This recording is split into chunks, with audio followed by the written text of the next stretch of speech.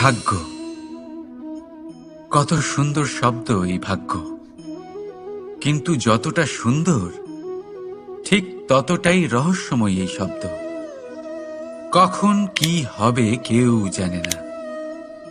লোকে বলে যে ভাগ্যে যা লেখা আছে তার চেয়ে বেশি কিছুই পাওয়া যায় না, তার চেয়ে কমও কিছুই পাওয়া যায় না। নিয়তির যা রচনা তা কখনো মোছা যায় না। কিন্তু কেউ এইটা বোঝে না যে নিয়তি আপনার কর্মের দ্বারা বদলায়। যদি আপনি শুভ চিন্তা করেন, শুভ কর্ম করেন, তাহলে নিয়তি আপনার সাথে খারাপ কিছু হতেই দেবে না। কখনো আকাশে পাখিদের দেখুন, তারা কখনো ভাগ্যের উপর নির্ভরশীল হয় না। যতই ঝড় আসুক, যতই তীব্র হাওয়া দিক, ঘুরতে থাকে, একটা জিনিস জড়ো করে নিজের সৌভাগ্য, নিজের বাসা নিজেই তৈরি করে। নিজের সন্তানের জন্ম দেয়, তাকে লালন পালন করে, নিজেই তাকে উড়তে শেখায়, কখনোই ভাগ্যের উপরে নির্ভরশীল হয় না সে। এই বিষয়টা আমাদেরও শিখতে হবে। তাই মনে রাখবেন, আপনার ভাগ্য নিয়তির লিখন নয়। আপনার ভাগ্য তাই যেটা আপনি দিনের পর দিন আপনি নিজেই লেখেন। কিছু নিজে পরিশ্রম করে, কিছু নিজের ভাবনার জোরে। রাধা রাধা। মানুষের স্বভাব হলো যে সে সবসময় নিজে বলতে চায়, কারুর কথা শুনতে চায় না। কিন্তু তার এই স্বভাব তাকে এক বিশাল বড় জ্ঞানের থেকে দূরে সরিয়ে রাখে, সামনের মানুষের ব্যক্তিত্বের জ্ঞানের থেকে দূরে। তাই যদি আপনি কাউকে চিনতে চান, কাউকে বুঝতে চান, তাকে থামাবেন না, শুধু বলতে দিন। কারণ একজন ব্যক্তির ব্যক্তিত্ব লুকিয়ে থাকে তার কথার মধ্যে, আর তার আসল পরিচয় লুকিয়ে থাকে তার শব্দের পেছনে। বলতে দিন, আস্তে আস্তে আপনি সব বুঝতে পারবেন। এটাই তফাৎ হলো একজন সাধারণ মানব আর একজন মহামানবের মধ্যে। এক যে কাউকে বলতে দেয় না, আর এক যে সবার কথা শুনে। তাহলে সিদ্ধান্ত আপনার, আপনি কি সাধারণ হতে চান না অসাধারণ? কারণ এই ভবিষ্যৎ আপনার। রাধা রাধা। ভাগ্য আর কর্ম, এই দুই এমন শব্দ যাকে ঘিরে সমগ্র সংসার। কেউ বলে আমার ভাগ্যে এটা ছিল না, যা পেলে আমার জীবন অন্যরকম হতো। কেউ বলে আমার গত জন্মের কর্ম নিশ্চয়ই এমন ছিল, যে কারণে এই জন্মে এরকম ভাগ্য পেয়েছি আমি। এই সব বাদ দিন আর একবার শান্ত চিত্তে ভাবুন। আপনি বুঝতে পারবেন যে ভাগ্য আর কর্ম এই দুই এই জন্মের। তফাৎ শুধুমাত্র এটাই যে যদি ভাগ্যের কথা বলা হয়, তাহলে আপনি এই ভাগ্যের থেকে যত বেশি আশা করবেন তত বেশি নিরাশ হবেন আপনি। কারণ এই আশা আপনাকে কর্ম করা থেকে আটকায়। যদি কথা বলা হয় কর্মের, তাহলে নিজের কর্মের প্রতি যত বিশ্বাস রাখবেন তত বেশি সফলতা আপনার কাছে আসবে। তাই একটা কথা মনে রাখবেন, ভাগ্য আপনার কর্ম নির্ধারণ করে না, কিন্তু আপনার কর্ম আপনার ভাগ্যকে অবশ্যই নির্ধারণ করে। রাধা রাধা। এই সংসারে আলোর উৎস কি? সূর্য। এই সংসারে মিষ্টি জলের উৎস কি? নদী। এই সংসারে উচ্চতার প্রতীক কি হয়? হিমালয় পর্বত। আমরাও জীবনে এরকমই হতে চাই, সূর্যের মতো তেজস্বী হতে চাই, নদীর মতো পূজনীয় হতে চাই, হিমালয় পর্বতের মতো উচ্চতা লাভ করতে চাই। সব ঠিক আছে, কিন্তু তার জন্য আমরা কাজ কি করি? যদি এরকম আমরা হতে চাই, তাহলে সবার আগে সূর্যের মতো নিজেকে উজ্জ্বল করুন। সূর্যের সব থেকে বেশি আলো নিজের অন্তরে থাকে। নদীর মতো নিজের পথ নিজেই তৈরি করুন। পাথরের সাথে ধাক্কা খাওয়ার পরেও থেমে না যাওয়া শিখুন। হিমালয় পর্বতের মতো উচ্চতা লাভ করতে হলে সেটার মতো অটল থাকতে শিখুন। একটা কথা অবশ্যই মনে রাখবেন, নিজেকে জ্বালাবেন তবেই সংসারকে আলোকিত করতে পারবেন। রাধা রাধা। প্রতীক্ষা, প্রয়াস, এই দুই জীবনের অভিন্ন অঙ্গ। দেখতে গেলে আমরা জীবনে কারোর না কারোর প্রতীক্ষা অবশ্যই করি। সে কোনো ব্যক্তি হোক বা সময় হোক বা কোনো ভাবনা, সবকিছুই হতে পারে। আর দেখতে গেলে সব সময় কেউ না কেউ কিছু প্রয়াসও করে চলেছে। যেমন সাফল্য আসার প্রতীক্ষা, বিফলতা যাতে না আসে তার জন্য প্রয়াস, সুখ আসার প্রতীক্ষা, দুঃখ যাতে না আসে তার জন্য প্রয়াস। এবার প্রতীক্ষা আর প্রয়াসের মধ্যে এক ঘনিষ্ঠ সম্পর্ক রয়েছে, আর তা হল যিনি প্রতীক্ষা করেন তিনি ঠিক তাই পান যা একজন প্রয়াস করা ব্যক্তি পেছনে ফেলে আসেন। তাই প্রতীক্ষা নয়, প্রয়াস করুন। এই প্রয়াসের মধ্যেই সুখের চাবিকাঠি রয়েছে। রাধা রাধা। মানুষ কর্ম করেন। আমি বারংবার বলি যে ফলের আশা করবেন না। তাও মানুষ কোথাও না কোথাও নিজের কর্মের বদলে কোনো না কোনো ফলের আশা অবশ্যই রাখেন। কখনো তিনি সফল হন, কখনো অসফল। সেই জন্যই আমি বলি যে ফলের আশা কখনো রাখবেন না, কারণ সাফল্য বা অসফলতা মনের মধ্যে রাখলে কখনো কোনো লাভ হয় না। যদি সাফল্য মনের মধ্যে রাখেন তাহলে অহংকার জন্ম নেবে। যদি অসফলতা মনের মধ্যে রাখেন তাহলে এক হীনমন্যতায় আপনি ভুগবেন, যা দিয়ে কোনো শুভকর্ম হবে না। সেই জন্য শুধুই কর্ম করে যান, কর্মেই মগ্ন থাকুন। আর আসুন আমার সাথে ভালোবেসে বলুন, রাধা রাধা। বন্ধু আর শত্রু, প্রত্যেকের জীবনের একটা বড় অংশ এর উপরে নির্ভরশীল হয়ে থাকে। আপনার জীবনে সফলতা আর অসফলতাও এর উপরে নির্ভরশীল।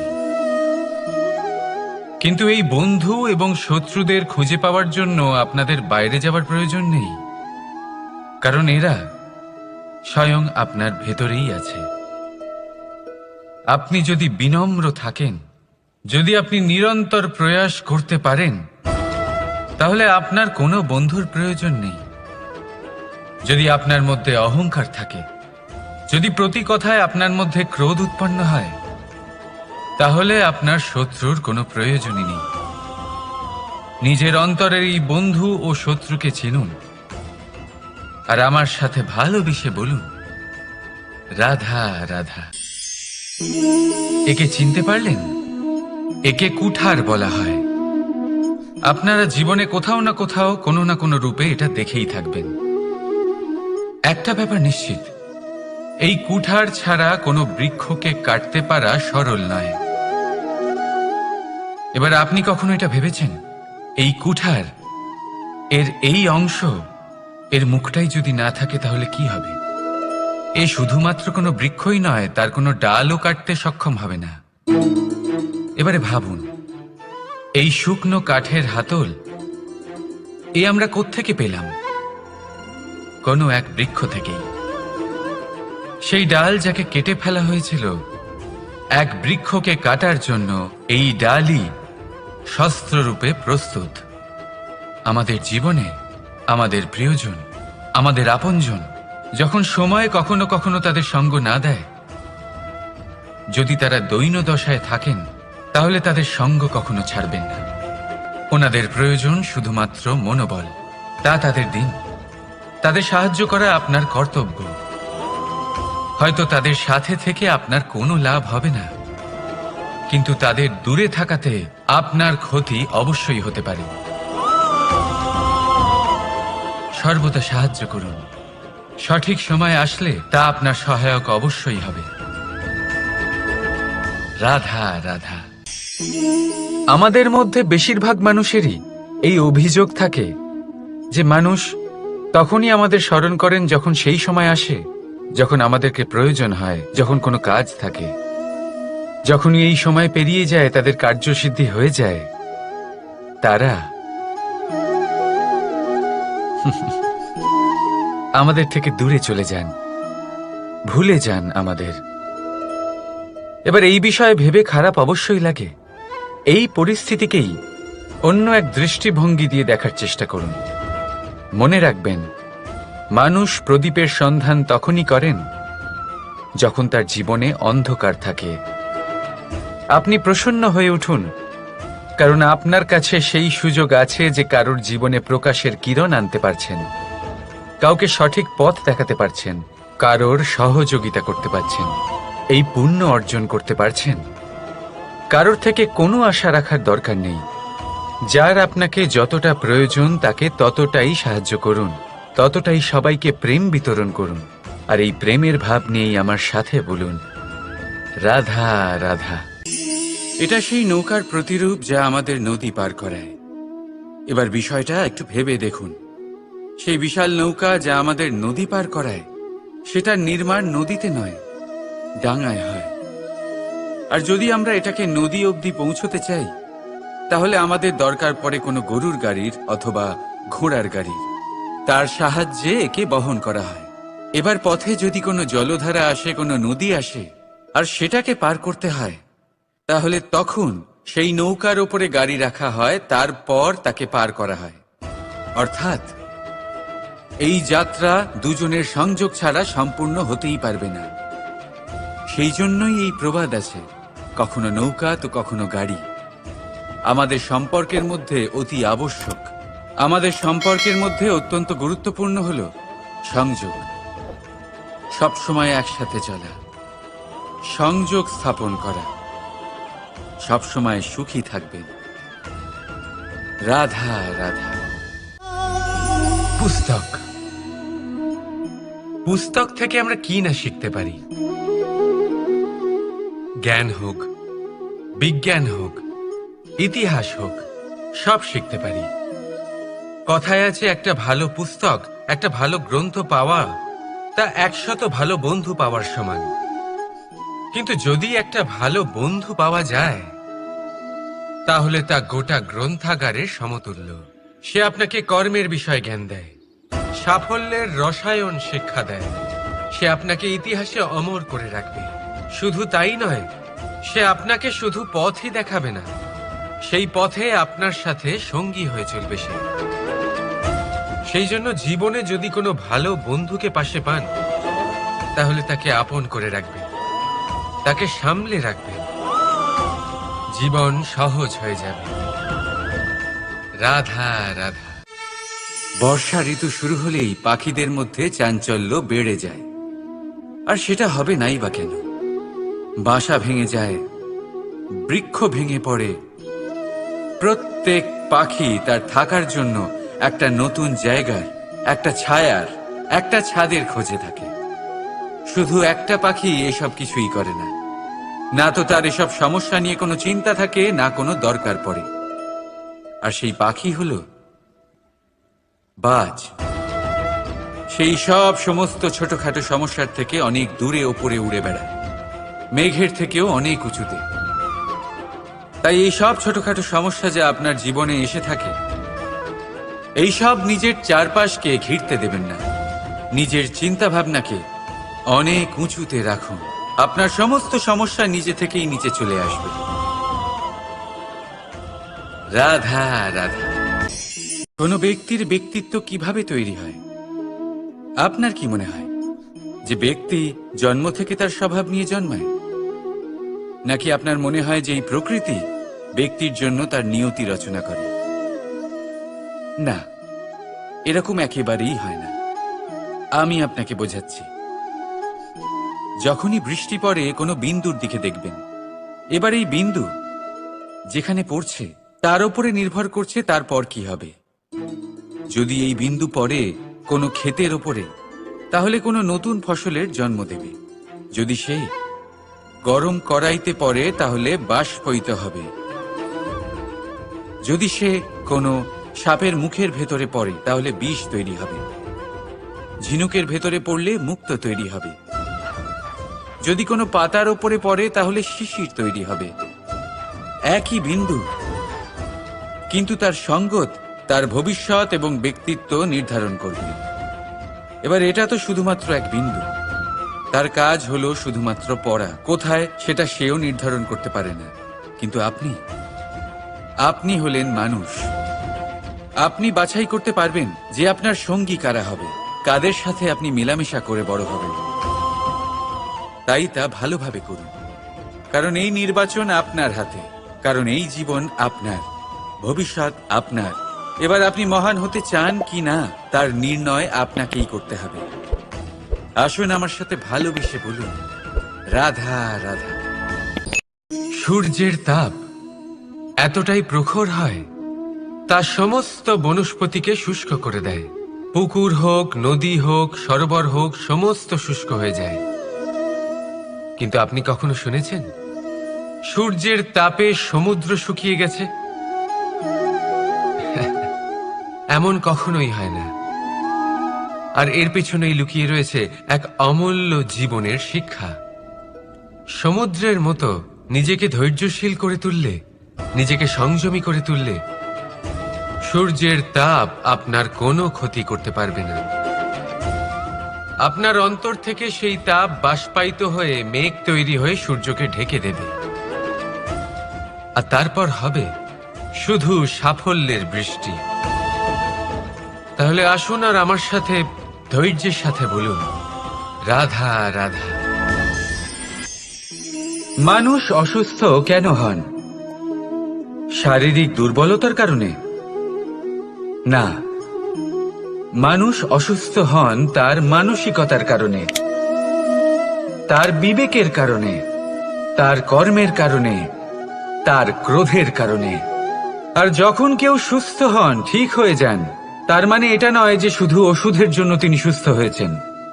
না, এটা কারোর তার প্রতি প্রেমের প্রভাব, বিশ্বাসের প্রভাব, সম্বলের প্রভাব। শুধুমাত্র ওষুধ দিয়ে কিছুই হয় না। যদি মনে প্রেম থাকে, বিবেক থাকে, বিশ্বাস থাকে, সম্বল থাকে, তবেই সেই ওষুধ কাজ করতে পারে। তাই মনে রাখবেন, এই জীবন হলো অত্যন্ত ছোট। মনে প্রেম ভাব রাখুন, মিত্রতা করুন, শত্রুতা নয়। ভালোবাসুন, বিদ্বেষ নয়। আর এই ভালোবাসার সাথেই বলুন, রাধা রাধা। মানুষ জীবনে সব সময় চিন্তা করে, ভাবতে থাকে যে তার জীবনে কতই না সমস্যা। তারপরে নিজের আশেপাশে দেখে আর ভাবে যে সবাই কত প্রসন্ন, শুধু আমার জীবনেই সমস্যা আছে। কিন্তু বিষয়টা তা নয়। শুধু প্রত্যেক ব্যক্তিরই নয়, প্রত্যেক প্রাণীরও জীবনে সমস্যা আছে। এবার মানুষ একটা পাখিকে দেখে এটাই ভাবে যে এদের জীবন কতটা সহজ। কোনো দেশেরই সীমারেখা এদের ওপর লাগু হয় না। কোথায় থাকবে সেই নিয়েও কোনো ভাবনা নেই। কত শান্তির জীবন এদের। তারপর সে একটা পিঁপড়েকে দেখে আর এটা ভাবে, কি অসাধারণ, এদের তো সারা জীবনই মাটির উপরেই অতিবাহিত হয়, খাবারটাও মাটিতেই পেয়ে যায়। কি শান্তির জীবন এদের। কিন্তু যখন কোনো ঝড় আসে, তখন সবার আগে সেই পাখির বাসাটাই ঝড়ে ভেঙে যায়। এই পাখি যে শাখাতেই গিয়ে বসে পড়ুক, তাদের উপর সবসময় সংকট থাকে যে ওপর থেকে কোনো বড় পাখি এসে তাদের উপর প্রহার না করে, তারা নিজেদের প্রাণ না হারায়। আর যদি কথা বলি পিঁপড়েকে নিয়ে, এদের উপর সবসময় সংকট থাকে যে কোনোভাবে বাতাস বা জল এদের ভাসিয়ে না নিয়ে যায়, কোনো প্রাণী ওকে পা দিয়ে পিষে না দেয়, এই পিঁপড়ে পিষ্ট হয়ে না মারা যায়। দেখুন, সমস্যা প্রত্যেকের জীবনে রয়েছে, আর এই সমস্যা আসতেই থাকবে। এর অর্থ এটা নয় যে এই সমস্যার সম্মুখীন হওয়া যায় না, এর সমাধানও সম্ভব নয়। প্রত্যেক সমস্যার সমাধান অবশ্যই আছে, শুধু শান্ত মনে সেটা খুঁজে বের করতে হবে। তাহলে সেটাই করুন, প্রত্যেক সমস্যার সমাধান করতে থাকুন। যত সমাধান করবেন, জীবন আনন্দময় হয়ে উঠবে। যদি সমাধান না করেন, তাহলে আজীবন দুঃখই পেতে থাকবেন। আসুন আমার সাথে ভালোবেসে বলুন, রাধা রাধা। কর্ম, ধর্ম আর কর্তব্য, এই তিনটি একে অপরের সাথে জড়িত, আর অনেক সময় এই তিনটি পালন করতে করতে আমাদের সেই ব্যক্তির সামনে গিয়ে দাঁড়াতে হয়, তার বিরুদ্ধেই যেতে হয়, যাকে আমরা সব থেকে বেশি ভালোবাসি। কিন্তু সেইখানে এই যুদ্ধ কোনো ব্যক্তিগত যুদ্ধ থাকে না। এ হলো কর্ম, ধর্ম আর কর্তব্যের যুদ্ধ। এটা সরল নয়, অত্যন্ত কঠিন হয় তার সম্মুখীন হওয়া যাকে আমরা সব থেকে বেশি সম্মান করি।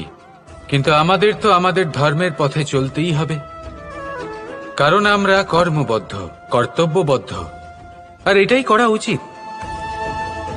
শুধু এটুকু মনে রাখবেন, যদি আপনার উদ্দেশ্য শুভ হয়, আপনার ভাবনা শুভ হয়, আপনি যদি কর্ম, ধর্ম আর কর্তব্যের পথে অগ্রসর হন, তাহলে এই প্রক্রিয়াতে যদি আপনাকে আপনার আরাধ্যেরও সামনে দাঁড়াতে হয়, তাহলেও আপনার কোনো ক্ষতি হবে না।